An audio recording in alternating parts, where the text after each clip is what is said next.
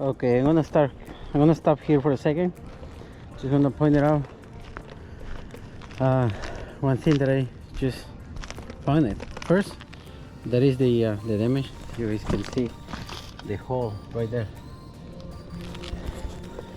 But because of that, I have to remove more shingle, and that vent is on my way. Now, you guys can see here, I'm assuming that this is the dryer vent. It's all black, but my concern is this. You guys see this water? Yeah. So this is the vent. You guys can see how the water was running down. See, everything is wet. This area is dry. This area is dry, but starting from there,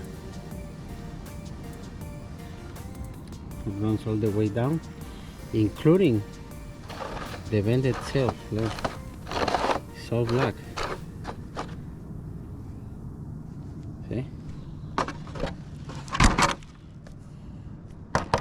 Plastic.